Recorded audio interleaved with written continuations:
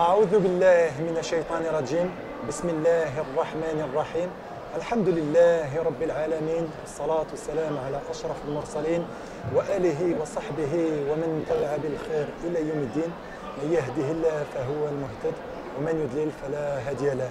Chers frères, chères sœurs, assalamu alaikum wa rahmatullahi wa barakatuh.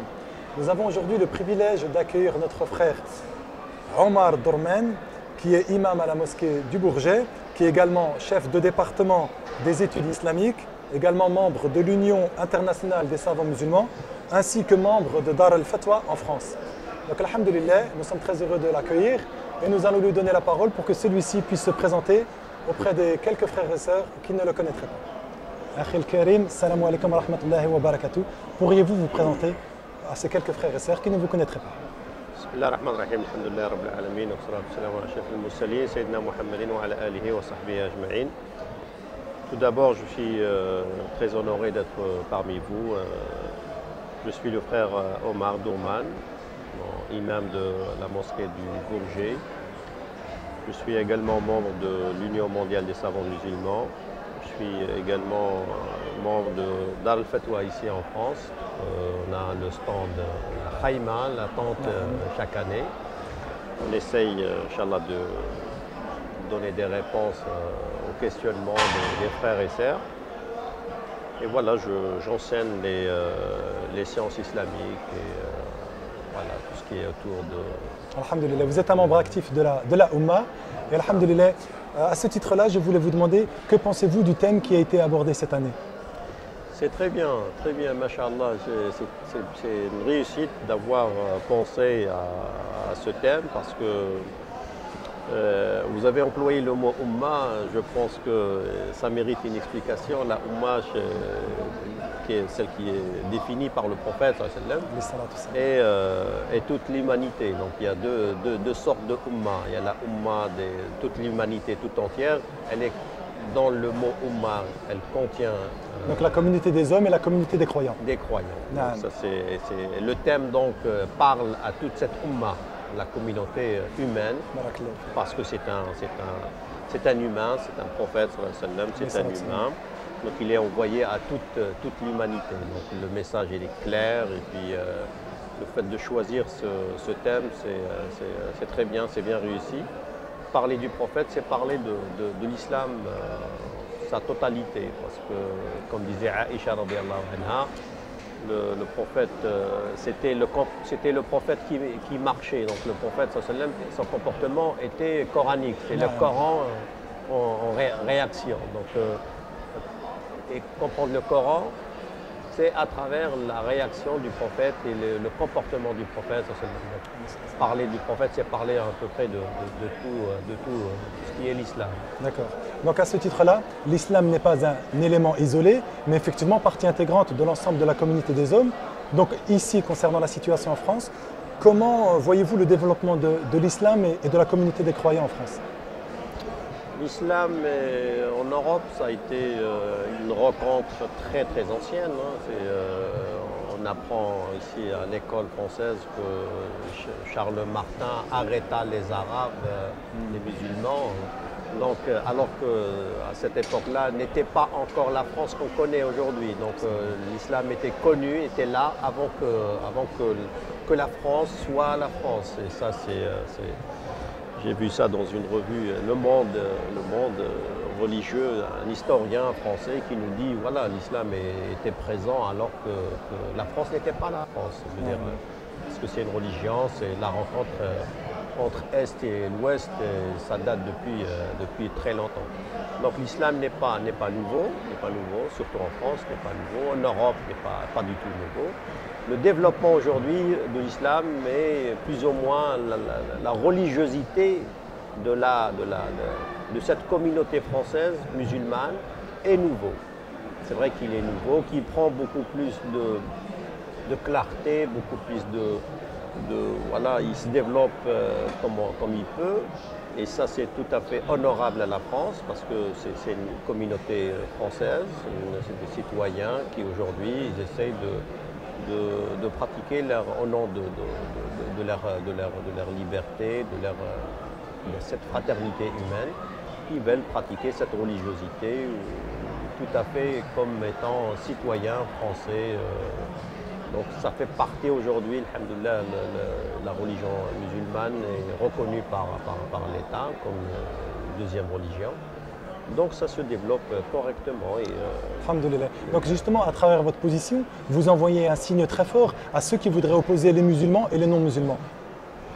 Pas du tout, non, il n'y a pas d'opposition, il n'y a aucune c'est opposer les Français contre les Français pour moi. Donc, il n'y a pas non, l'islam n'a pas cette réaction d'opposer. Non, il est là pour se développer correctement. Correctement, je veux dire, par le débat, par le verbe, par le miracle le plus excellent de l'islam et le plus voyant, c'est le Coran, c'est le verbe, c'est la parole. Et c'est tant mieux.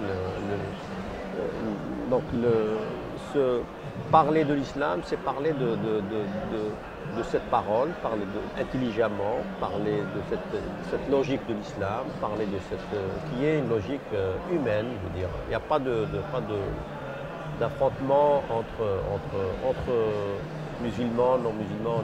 Bien au contraire, cette réaction n'a jamais été dans le monde musulman.